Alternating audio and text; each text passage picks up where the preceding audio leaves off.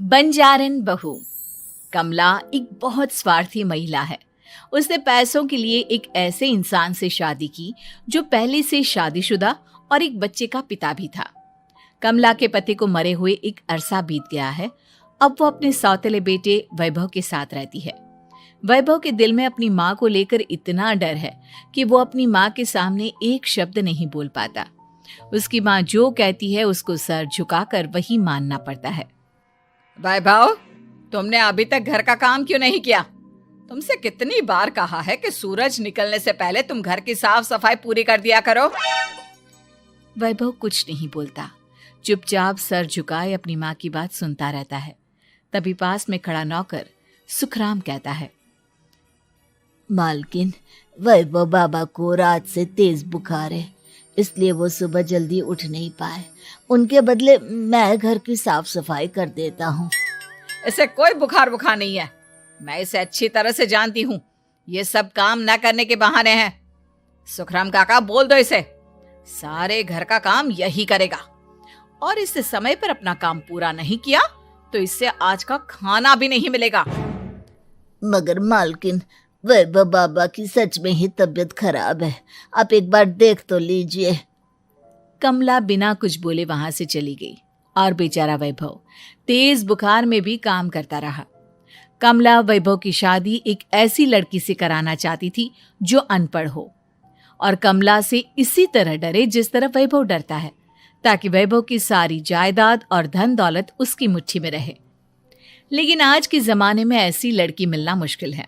कमला car में यही सब कुछ सोचती जा रही थी कि तभी रास्ते में, अरे ड्राइवर, तुमने कार क्यों रोक दी? और ये इतना शोर कैसा? मैडम, आगे कुछ बंजारों का खेल चल रहा है, इसलिए भीड़ लगी है। मैं अभी भीड़ को साइड में करवाकर कार निकालता हूँ। ड्राइवर भीड़ को साइड करके कार निकालने की कोशिश करने लगा कि तभी कमला की नजर रस्सी पर चल रही एक फुलवा नाम की बंजारन पर पड़ी। क्यों ना मैं इस बंजारन की शादी वैभव से करा दूं?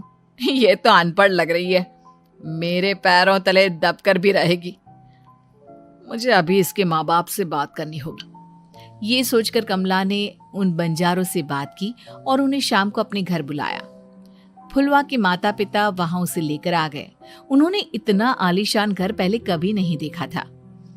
अच्छा हुआ आप लोग आ गए। देखिए, मुझे घुमा फिरा कर बात करने की आदत नहीं है, इसलिए सीधे सीधे मुद्दे पर आती हूँ।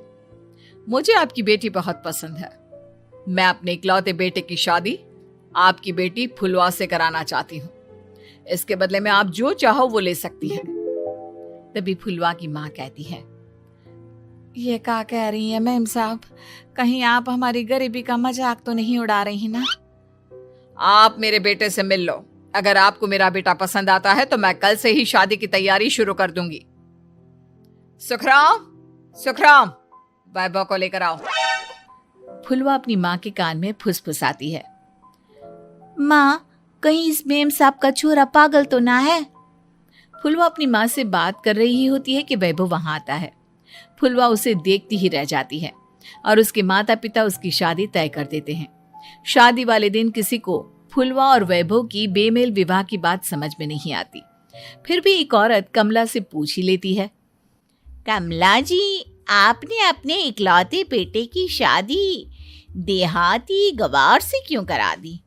ये बंजारन आपके घर की बहू बनने लायक तो नहीं है। कम से कम अपने स्टेटस का ही ख्याल कर लिया होता। बहू तो अपने टक्कर की लाती, आपने तो बंजारन को ही बहू बना लिया। अब कमला को समझ में नहीं आ रहा था कि इस बात का क्या जवाब दे। वो कुछ देर चुप रही और सोच समझ कर कहती है, बहन जी, आपको तो पता है आजकल के बच्चे किसी की बात कहाँ सुनते हैं। मैं तो अपनी बहू एक पढ़ी लिखी और अपनी सोसाइटी की ही ढूंढ रही थी। लेकिन मेरे बेटे ने मेरे सामने इस बंजारन को लाकर खड़ा कर दिया। बोला कि मैं शादी करूंगा तो इसी से।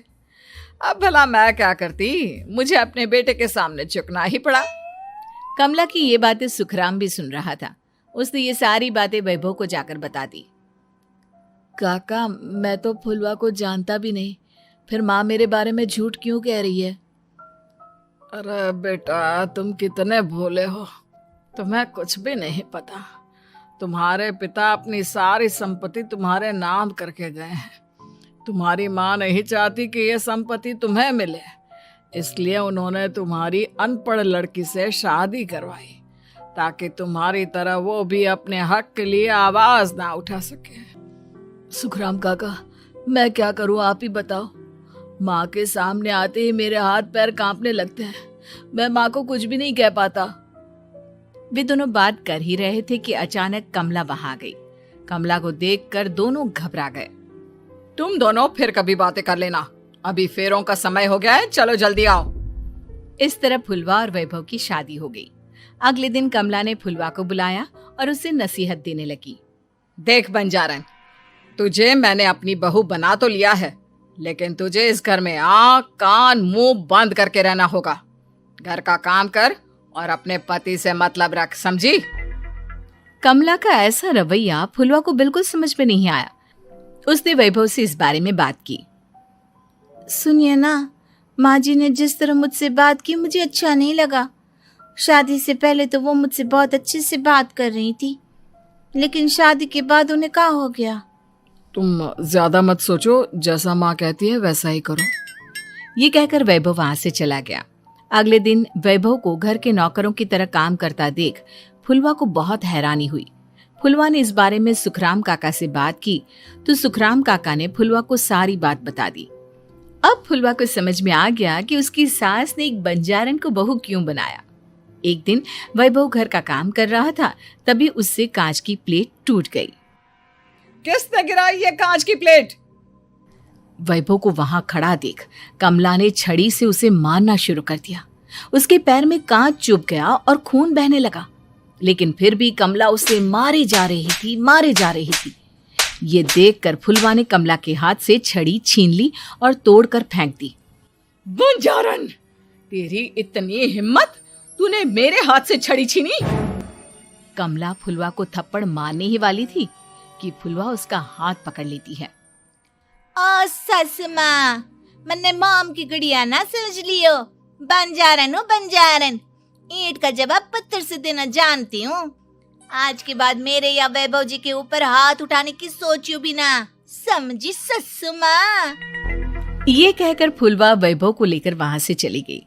उसने वैभव के पैर पर पट्टी बांधी, उसके आंसू पोंछे। वैभव ने पहली बार किसी के दिल में अपने लिए इतना प्यार महसूस किया।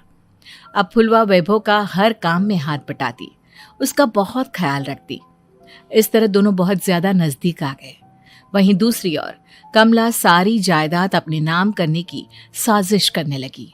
और एक दिन, वैभव, जल्दी बाहर आओ। कमला की आवाज सुनकर वैभव और फुलवा अपने कमरे से बाहर आ गए।